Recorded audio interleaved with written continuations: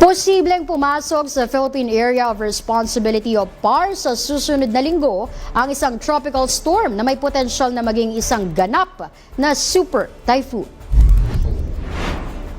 Nilinaw ng Pag-asa na hindi pa tiyak ang tatahaking landas at magiging lakas ng bagyo na papangalanang Inday.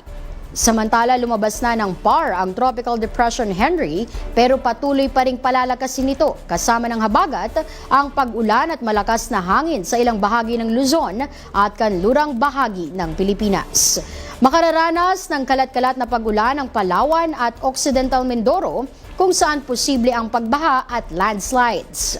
Habagat naman na magdadala ng pulu-pulong pag-ulan at thunderstorms sa Antique, Zamboanga Peninsula, Basilan at Tawi-Tawi.